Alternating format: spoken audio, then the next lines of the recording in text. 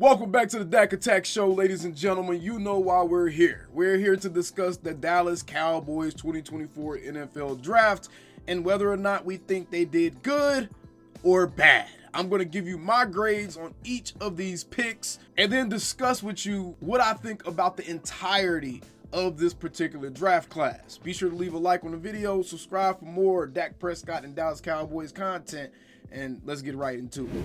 All right, so the first pick we're going to go ahead and discuss real quick is going to be the round one, number 29 overall pick via Detroit for Tyler Guyton, the offensive tackle out of Oklahoma. At this point, it's been a couple of days since he was picked. I'm sure you know all about this kid by now. 6'7.5", huge hands, great feet.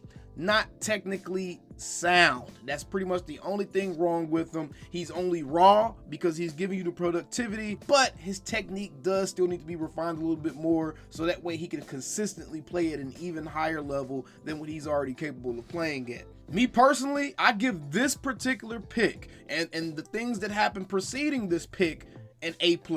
The Cowboys essentially turned their 24th overall draft pick into a player that more than likely they were probably going to draft anyways, or a position they were going to draft anyways for sure. And they flipped it and got another stud of a player that we're going to talk about in just a second. But Tyler Guyton overall, absolutely love this pick. Just like any other trenches pick, it is going to be a little bit underwhelming when you initially see it. I think fans in general, they like to see the skill positions. They like to see the linebackers, the running backs, the wide receivers. They like to see those type of positions picked.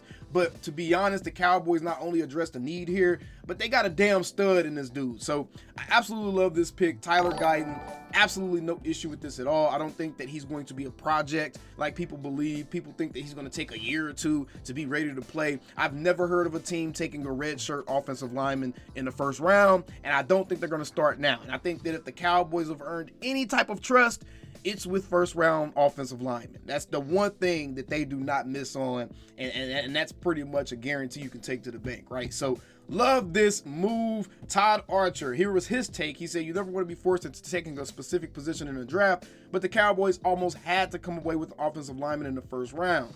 By trading back with Detroit, the Cowboys cost themselves a chance to take center Graham Barton. Doesn't matter actually anymore, Todd, who is more ready to play right away, but Guyton plays a premium position at tackle.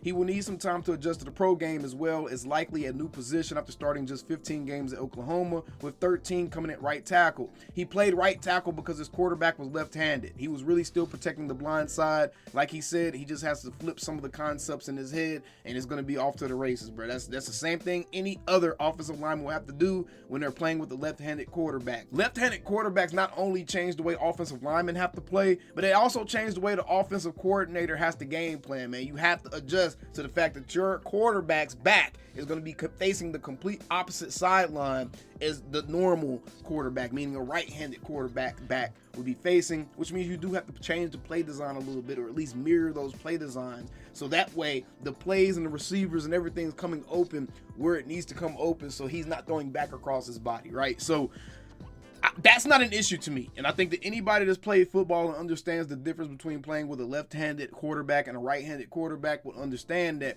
this is not going to be that big of an issue, especially with the dude that was a former basketball player, and one of his best attributes are his feet.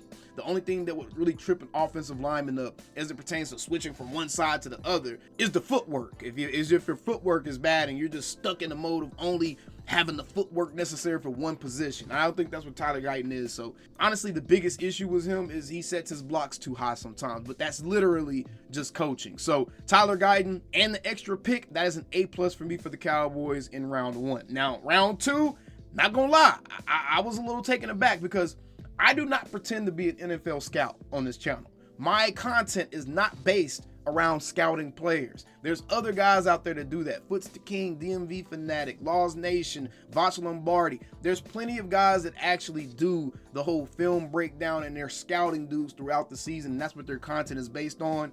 I'm not that dude. So no, I was not watching Western Michigan games to know who Marshawn Kneeland is. But after educating myself after the pick was made, I'm feeling pretty damn good about this pick now, to be quite honest. Marshawn Kneeland is essentially going to give us a duplicate, a younger version of a DeMarcus Lawrence. In fact, that was his NFL pro comp, is DeMarcus Lawrence. And biggest thing I like about this kid is the nastiness and the motor. We need dudes that are not going to get pumped on that line, man, whether it's the offensive line or the defensive line. When the Cowboys lose, it's because they got punched in the mouth and they got dominated in the trenches. This whole draft, the theme of this draft was draft big backs only.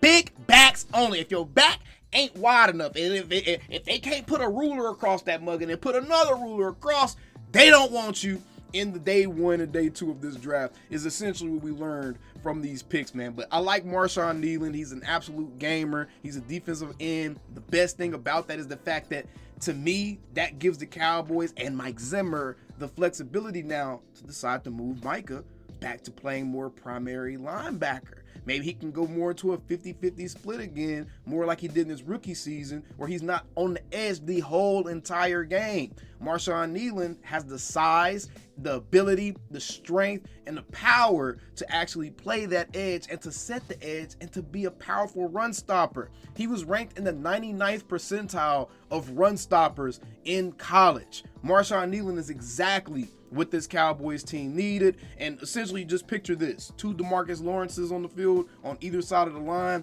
Think about the way that DeMarcus Lawrence was stuffing runs last year. You got 2 of those guys now. You can move Mike around a little bit more, use him like that master chess piece that he really is, right? But I really like this pick. There's what Todd Archer thought about it. My take: while others see running back and linebacker as a need, defensive end is a need too, especially when factoring in the departures and free agency of Dorrance Armstrong and Dante Fowler Jr. And with DeMarcus Lawrence in the final year of his contract, Kneeland had 13 sacks and 28 tackles for a loss in his career, but never topped more than 4.5 in a season. Don't care. We don't need him to be a sack master. We have a couple of those dudes already. Sam Williams and Michael Parsons are probably going to be our high sack guys this season. When will he be expected to get regular playing time? It has to happen as a rookie. And I agree. I think Mike Zimmer is going to use this guy as a rookie. And because of the depth that we lost in the offseason, which I'm not feeling at all bad about that anymore, I do think that Marshawn Kneeland is going to play a pivotal role on this team. Remember, the Cowboys needed to come away with at least 4 starters out of this draft. They needed a couple of offensive linemen and a couple of guys on the defensive side of the ball, a running back. They needed to come away with at minimum 4 starters in this draft.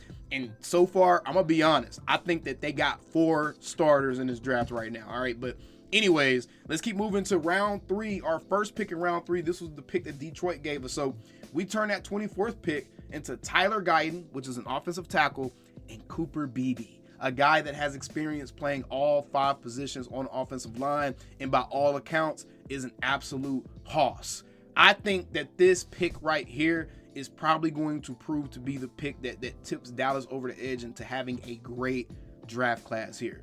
Not only did you address your starting left tackle, but you also potentially addressed your starting center position.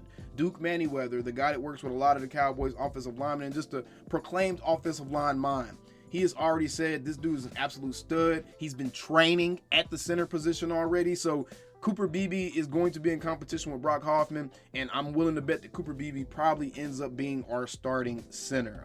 When it's all said and done, I think he's going to be our starting center.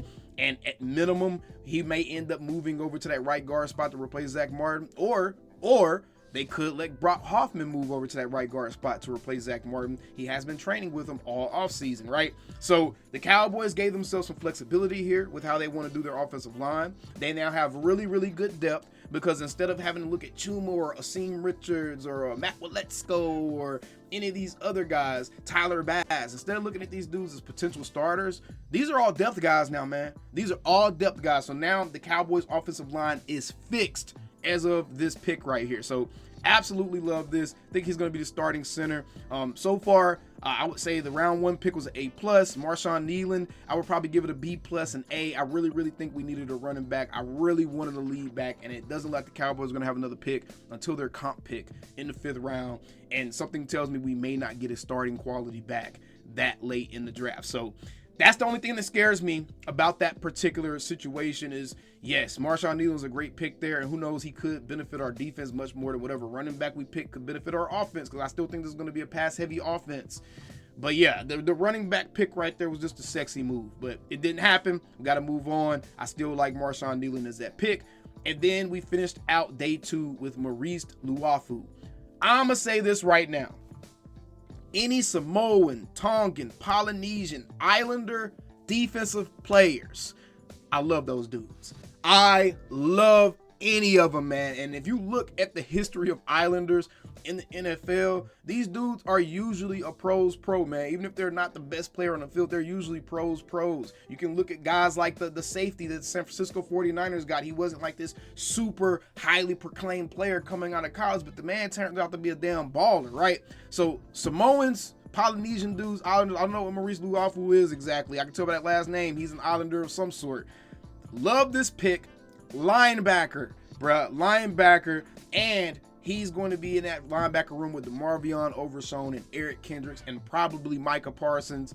The Cowboys have addressed our biggest 2 needs, the offensive line and that front 7 on the defense. They've addressed the biggest 2 needs in this draft already. At this point, I honestly think they have put themselves in position to draft best player available. Now, Marist probably won't come in as a day 1 starter, but I think he's absolutely going to have an impact on the game. He's going to be excellent in helping us stop the run, and he's exactly what we needed, man. I think the Cowboys have nailed this draft. They've nailed this draft. As much as we don't want to admit it, they have nailed this draft, and they have somewhat justified their arrogance and operations of, hey, we're going to wait on the draft, and we like our guys. These picks so far are kind of justifying the we like our guys approach, because not only have you replaced a lot of just depth guys in a sense and dudes that were playing at a replacement level, besides Tyron Smith, you replaced a lot of guys that were playing at a replacement level. Not only have you replaced them, but you got younger, and honestly, I think that you got better at the positions that you replaced. I do think that Marshawn Kneeland is going to be a better player than Dante Fowler. I do think that Cooper Beebe is going to end up being a better player than a Tyler Guyton. I do think that Tyler Guyton, when it's all said and done, he won't necessarily be a better player than Tyron Smith, but I don't think that we're going to be looking at Tyler Guyton and being like, damn, I really miss Tyron Smith. I think the Cowboys have done an excellent job in this draft, and I'm happy, bruh. I'm happy. Look, sometimes it's cool to be happy, y'all. It's cool to be happy. You don't have to be mad about everything. You feel me? That's all I'm saying, all right? But either way, I'm going to go ahead and check out the last part of this NFL draft, and I'll be back probably later with another video. Be sure to subscribe for more Dallas Cowboys content. Follow me on Instagram and all that good stuff, and I'll see you guys on the next one. We still same old Cowboys. Calling me, texting me, paging me, asking me, am I still them boys? Y'all usually check on me. Listen. I'm still them boys. Hey! Woo! Oh, shut up, my boy. Hey! I'm still them boys.